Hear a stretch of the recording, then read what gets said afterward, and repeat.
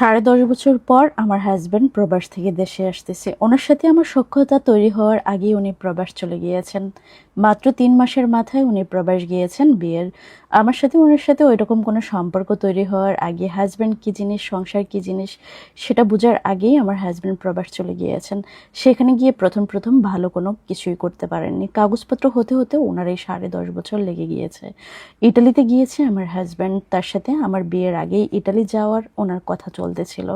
তখন আমার পরিবার জেনে শুনেই ওনার কাছে বিয়ে দিয়েছে, কিন্তু আমরা জানতাম না ওনার কাগজপত্র হতে যে এত সময় লাগবে। আজ আমার স্বামীর প্রবাস থেকে আসার দিন।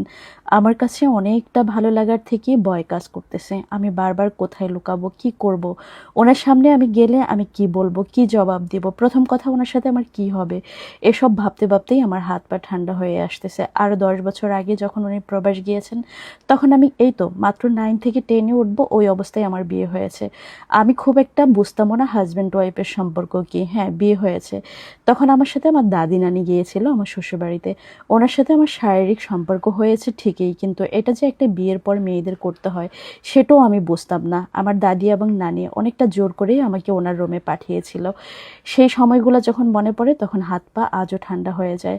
আস্তে আস্তে ওনার সাথে আমার যখন একটু ভালো লাগা কাজ করতেছিল তখনই উনি প্রবাস চলে গিয়েছেন। আমার স্বামী ছিলেন পরিবারের বড় ছেলে, অভাব অনটন উনি অনেক দেখেছেন, অনেক দেখেই উনি বড় হয়েছেন। ওনার সাথে আমার বয়সের পার্থক্য ছিল 6 বছরের।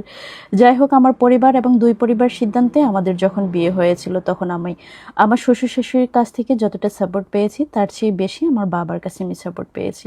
মাঝে মাঝে আমার মা অনেক বেশি ঝামেলা করতেন আমার সাথে, কারণ আমার পড়াশোনাটা ওই যে ক্লাস 10 পর্যন্তই চলছে, তারপর স্টপ করে দিয়েছে। কারণ স্বামী যেহেতু প্রবাসে থাকেন, ওনাদের ধারণা ছিল যে আমি যদি অন্য কারোর সাথে সম্পর্ক করে চলে যাই, এমনটা চিন্তা করেছেন।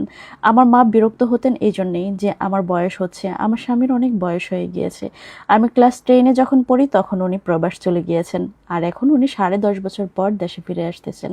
এর মধ্যে আমাদের কোনো বাচ্চা কাচ্চাই হয়নি। মাত্র 2.5 মাস 3 মাসের সংসারে কী বা বাচ্চা হবে, তখন তো আমি স্বামী কী জিনিস সেটাও বুঝতাম না। আর আমার মা যখন বিয়ে দিয়েছেন তখন আমার মা বলেই দিয়েছেন যে আমার বিয়ের 2-3 বছরেও যেন বাচ্চার কথা চিন্তা না করা হয়, কারণ আমার বয়স তখন একেবারেই অল্প ছিল। আমার হাজব্যান্ড তখন একটা প্রাইভেট চাকরি করতেন, বেতনও খুব একটা ছিল না। যেহেতু ওনার ছোট আরও 4টা ভাই বোন ছিল, সেহেতু ওনাদের সংসারের অনেক খরচ ছিল। সম্পূর্ণ খরচ ওই আমার হাজব্যান্ডের প্রাইভেট জব, এবং আমার শ্বশুর তখন সৌদিতে থাকতেন। ওনার বেতনে উনি খুব একটা ইনকাম করতে পারেননি, কিন্তু যা কিছুই ইনকাম করেছেন ছেলে মেয়েদের পড়াশোনার পেছনে, এবং ছোট একটা বাড়ি করেছিলেন, কিন্তু ভালো কোনো বিল্ডিং করতে পারেননি। কোনো রকমে একটা টিন শেড বিল্ডিং করেছিলেন।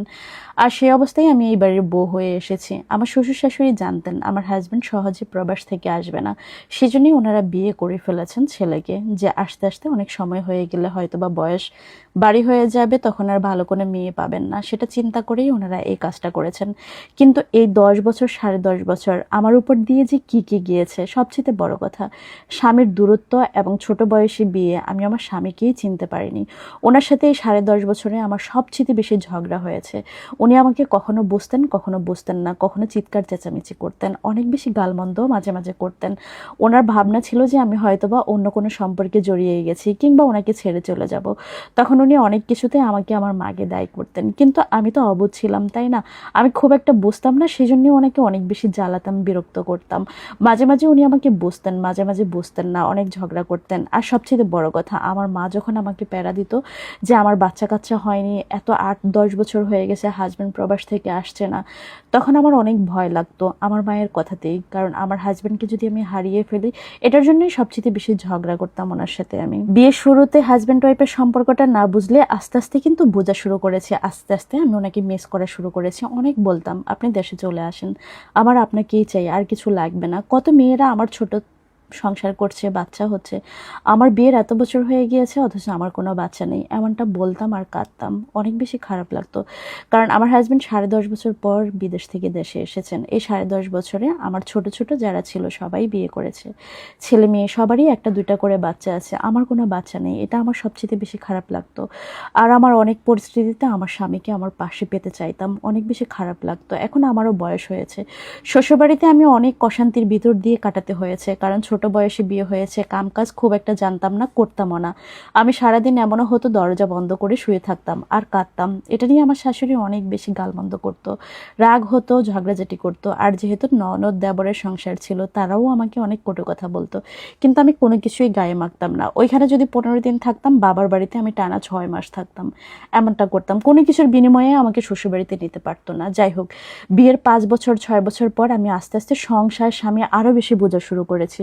তখন আমার মনে হয়েছে, না, আমার এই স্বামীকে আঁকড়ে ধরেই আমাকে বাঁচতে হবে, সে যত কাল দেশে না ফিরে আসবে। তখন স্বামীর প্রতি আমার অনেক ভালোবাসাও বেড়ে গিয়েছে, অনেক যত্ন ফোনে ফোনে নিতে শুরু করলাম। আমার হাজবেন্ডেরও আস্তে আস্তে ভালো পর্যায়ে যেতে শুরু করলো।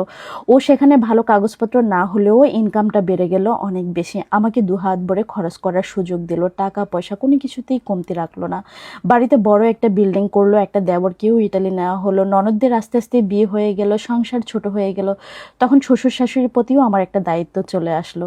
আমরা আবার সবাই সবার মতো ভালো হয়ে গেলাম, কারণ আমার তো বয়স কম ছিল। আমার শাশুড়ি গালমন্দ করলেও কিন্তু উনি আমাকে মেয়ের মতো স্নেহ করতেন, কারণ ওনারা টিকে ছিল বলেই আমিও টিকে থাকতে পারছি এই পরিবারে। আমার শাশুড়ি অনেক কান্না করতো আমার হাজব্যান্ডের জন্য, কারণ আমার হাজব্যান্ডকে প্রবাস পাঠানোর পর এতগুলা বছর ওনারাও তো ওনার সন্তানকে চোখে দেখেননি। অনেক কান্না করতো আর বলতো, বাবা চলে আয়, আমাদের আর টাকা পয়সার দরকার নাই, তোর সেখানে সেটেল হওয়া লাগবে না, এমনটাই বলতো। যাই হোক, আমার হাজব্যান্ড এখন কাগজপত্র হয়ে গিয়েছে, দেশে আসছে। আজকে আমার অনেক ভয় লাগতেছে, তার সামনে আমি কিভাবে যাব, ও আমাকে কেমন রেখে গেল, এখন এসে সে আমাকে কেমন দেখবে, তার অনুভূতি কি, আমার অনুভূতি কি, এগুলা ভাবতে ভাবতেই আমার হাত পা ঠান্ডা হয়ে গেল। আমার 2 ননদ, ননদের হাজব্যান্ড, ওদের শ্বশুর শাশুড়ি সবাই এসেছে, আমার মা বাবাও এসেছে।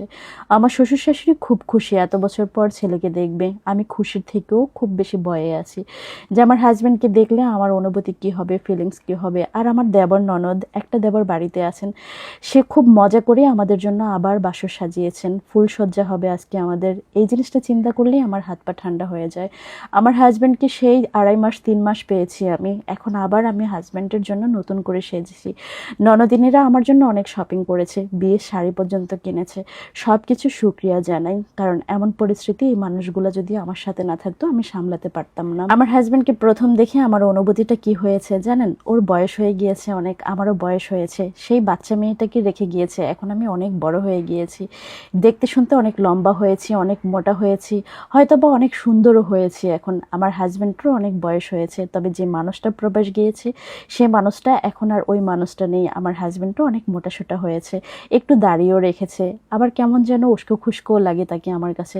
তবে আমি উঠানে এসে যখন গাড়ি থেকে নামছে তখন লুকিয়ে তাকে দেখেছি, আমার ভিতরে অন্যরকম একটা কাজ করা শুরু করেছে, হাত পা ঠান্ডা হয়ে যাচ্ছে। আমার স্বামী ঘরে এসেছে, সবার সাথে খাবার দাবার খেয়েছে, তখন পর্যন্ত আমি লুকিয়েছিলাম রান্নাঘরেই।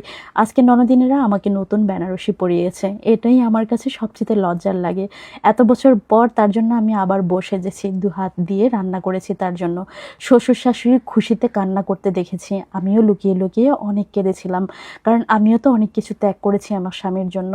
এখন আবার নতুন করে আমাদের নতুন সংসার শুরু করেছে।